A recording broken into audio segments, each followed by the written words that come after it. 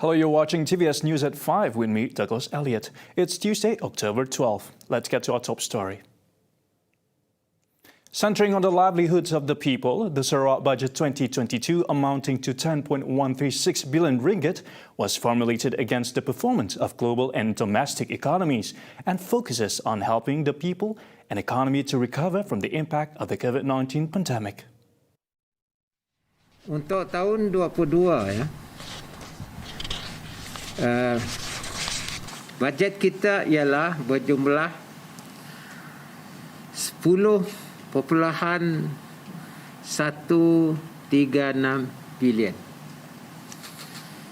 Dan kita, seperti mana saya sebutkan tadi, ada mempunyai pendapatan sebanyak 10.036 bilion dan tetapi kita akan membelanjakan sebanyak 10.64 bilion ringgit, bermakna kita akan mempunyai sedikit defisit sebanyak 600 juta. The state's expenditure for 2022 was announced after chairing a special meeting at Borneo Convention Centre, Kuching earlier today. Bajet ini adalah expansionary budget, iaitu dalam keadaan yang tidak menentu dan kita memberikan tumpuan kepada keadaan rakyat, livelihood and their life. Sebab itu kita nampak bahawa dalam bajet ini kita banyak memberi peruntukan untuk membantu rakyat dalam masa yang genting ini. Abang Johari said in line with the powers entrusted as the Sarawak Chief Minister or the State Financial Authority under Section 11 of the Emergency Ordinance 2021, he approved the Sarawak Budget 2022 with the consent of the State Cabinet on October 11, 2011. Earlier, Sarawak State Legislative Assembly Speaker Dato' Amar Muhammad Asfia Awang Nasa said the need for the state budget to get the State Assembly approval was not compulsory as enshrined under Section 11 of the Emergency Ordinance 2021. Among the core strategies underlined in the budget was the proposed Housing Deposit Assistance Scheme of up to 10,000 ringgit to help those in the B40 and M40 groups make home ownership deposit payments. In addition, state civil servants will receive a bonus of 1.5 month salary, while 500 ringgit for federal civil servant. The foundations for learning are largely built in the early years of life before a child ever crosses the threshold of a primary school, in which Sarawak stands firm in expanding its early childhood care and education, a sector that is certainly not being neglected as reported recently. Based on statistics, 98.35% of Year 1 students this year attended preschool education before transitioning to primary school. Welfare, Community Wellbeing, Women, Family and Childhood Development Minister Dato' Sri Fatimah Abdullah rebuttal Parti Sarawak Bersatu President Dato' Sri Wong Soon Koh's claim in a local daily that insufficient attention has been given to this level of education. She said under the state-owned Sedide, the focus is placed on equity to ensure that children, especially in rural areas, are not left behind in preschool education. Additionally, she added the Sarawak State Government had approved special annual grants or GTK worth 16 million ringgit since 2019 to assist registered early childhood institutions in the state, which entitles them 5,000 ringgit grant for the provision of balanced and healthy meals, fun learning, professional development for teachers and caregivers, and activities involving parents. Fatimah also said Sarawak Chief Minister Datuk Patinggi Abang Johari Tun Openg had announced 37 million ringgit under the 2022 state budget for early childhood and care institutions, One-Stop Early Intervention Centre Sarawak, and the operation of 94 kindergartens and childcare centres under Sedidek Sendirian Berhad, a state-owned company. The ministry had also approved 2,755 out of 2,946 applications under GTK, as well as allowing the grants for carrying out minor repairs and buying furniture for the early childhood education institutions. Cebu Hospital will be suspending all specialty clinic services with exception of the dog bite clinic, maternity clinic, anticoagulant clinic and cancer patient appointments as it shifts its focus on the new field hybrid modular ICU to treat COVID-19 patients. Its director, Dr. T. Nantakumar, apologized for the inconveniences caused by the suspension of the specialist clinic services. The Field Hybrid Modular Intensive Care Unit, or FHY ICU, in Cebu Hospital will be in operational as soon as all project testing and commissioning sessions are completed. The 10-bed capacity unit started on August 11 had been completed and was handed over by the contractor to the hospital in a simple ceremony this morning. The handing over ceremony of the unit was also attended by State Deputy Health Director Dr. Azli Ayub and Sarawak Heart Centre Consultant Specialist in Cardiothoracic and Perfusion Anesthesiologist Dr. Hasmizi Muhammad. Those who have any queries pertaining to medications are advised to contact 084 343 333. A fisherman in Cebu had a shock of his life when he stumbled upon a floating object that resembles a body in Igan River on Monday. The body of an unidentified individual was discovered stuck underneath a boat around 1:30 p.m. According to Cebu District Deputy Police Chief Superintendent Colin Babat, the deceased is believed to be local. Unit Kereta Peronda Cebu telah menerima panggilan kecemasan dan terus ke lokasi kejadian di sebuah jeti yang terletak di belakang kem Seri Rejang, Regimen 510 Askar Wataniah. Polis kemudiannya pergi menemui pemancing sebelum menunjukkan mayat yang tersangkut di bawah kapal. Mayat kemudiannya dihantar ke Hospital Cebu bagi tujuan bedah siasat dan polis meminta orang ramai yang ada kehilangan ahli keluarga agar menghubungi balai polis yang berhampiran. No foul play were detected on the deceased body and no identification were found attached to the body. The case has been classified as sudden death pending post-mortem report.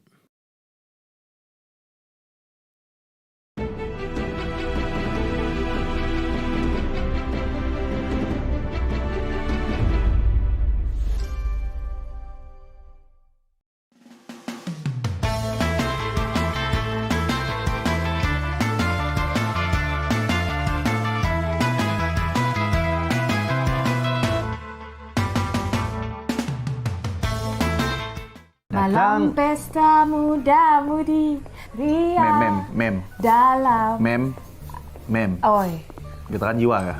getaran jiwa lah. Kita getaran jiwa juga. Getaran jiwa. Show is on. Saksikan Getaran Jiwa Yang bersiaran langsung setiap hari Jumaat jam 8.45 malam hanya di TVS. saluran 122 Astro dan My TV. Irama mengimbau kenangan. Getaran Jiwa. Datuk Tom Abang Saufi merupakan figura fashion terkenal tanah air. Siapa tahu, kini telah menjadi kenyataan dan telah menempah nama menjadi seorang figura fashion yang disegani dan telah banyak menyumbang kepada negara dalam memartabatkan industri fashion Malaysia hingga di mata dunia. From Sarawak with love.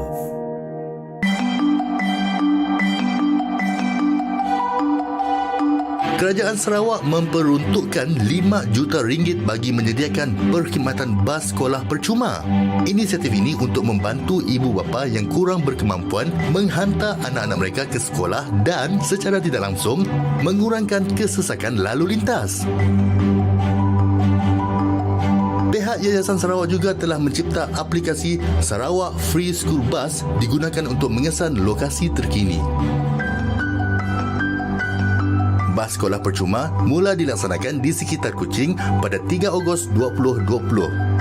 Ketua Menteri Yang Amat Berhormat Datuk Petinggi Abang Haji Abdul Rahman Zohari berharap projek ini akan diperluaskan ke bandar utama lain seperti Sibu, Bintulu dan Miri selain ke kawasan luar bandar.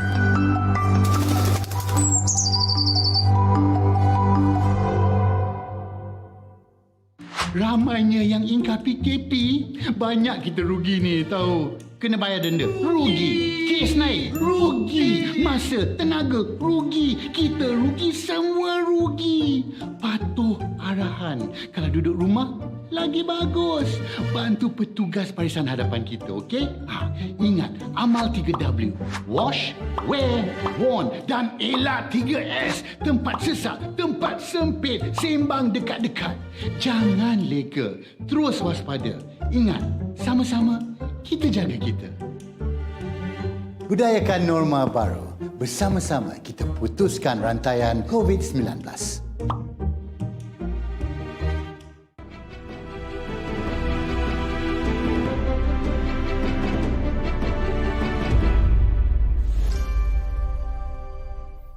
Welcome back. Malaysia is hoping for a clear consensus among Southeast Asian nations on the new Indo-Pacific Security Partnership. The newly formed security alliance among Australia, United States and Britain said it would help them better share the defence capabilities, such as Australia acquiring technology to deploy nuclear-powered submarines as part of an agreement intended to respond to the growing Chinese tension in the South China Sea.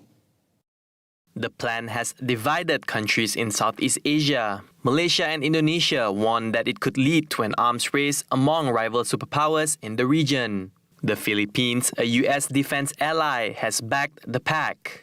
Defense Minister Dato Sri Hishamuddin Tun Hussein said a meeting with his counterparts from ASEAN scheduled for next month. Hishamuddin said the meeting will present an opportunity for the bloc to agree on a shared response to the alliance. The strategic deal is seen as a response by Western allies to avert Chinese hegemony in Southeast Asia, particularly in the South China Sea. The Ministry of Foreign Affairs last week summoned China's ambassador to Kuala Lumpur to protest the presence of Beijing's vessel in Malaysian waters. China has said the alliance plan risks severely damaging regional peace and stability. King of fruits, or durian, infamous for its pungent smell, causing the fruit to be banned in most places around the world. However, it is adored by fruit lovers across Southeast Asia, especially in Malaysia and Thailand. In recent years, with various types of durians such as Musang King and Blackthorn becoming more famous, the public is becoming more accepting of the pungent fruit. In the 5 years since 2016, the value of durian exports abroad has grown by 74.8 million ringgit, or 107%. Deputy Agriculture and Food Industries Minister Wan Dato Sri Ahmad Hamzah said great response to Malaysian durians had caused the value of durian exports to increase every year. He said that until last September, Malaysian durians had been successfully exported to 22 countries, with 5 countries recording the highest exports, namely Hong Kong, China, Singapore, the United States and Australia, based on the 2020 records. Ahmad said the government did not impose any export tax on durians exported abroad because it wanted to help the durian export market to remain competitive, grow rapidly, and compete with durians from other countries, especially Thailand. He expressed that Malaysia's durian export market is expected to continue to grow faster in the future. And finally, Netflix's newest hit show, Squid Game, has inspired people around the world to pick up Korean language. According to reports, interest in the language grew with increase in new users sign up across language learning app. Language learning app Duolingo reported a 76% rise in new users signing up to learn Korean in Britain and 40% in the United States over the 2 weeks following the show's premiere. Duolingo said it has more than 7.9 million active users learning Korean, its second fastest growing language after Hindi. Meanwhile, Talk to Me in Korean website saw an increase in new subscribers daily. 저희 웹사이트는 지금 하루에 1,000명씩 해서 회원 가입을 하고 계시고, 그러니까 한 달에 한 3만 명씩 늘어서 현재는 120만 명 정도의 학습자들이 190여 개국에서 접속을 하고 계시고 매일 공부를 하세요. South Korea has branded itself as a global entertainment hub with its pop culture products, including the boy band BTS and Oscar-winning movie Parasite and Minari. Just this week, the Oxford English Dictionary added 26 new words of Korean origin to its latest edition, including Hanyul or Korean Wave, the term widely used to describe the global success of South Korean music, film, TV, fashion, and food. South Korean President Moon Jae-in welcomed the additions, calling the alphabet the country's soft power. And that's the latest for News at 5. For the newest news, be sure to follow us on Facebook, Twitter, YouTube and TikTok. Once again, I'm Dale Salyut. Thank you, and I'll see you tonight on Nightline.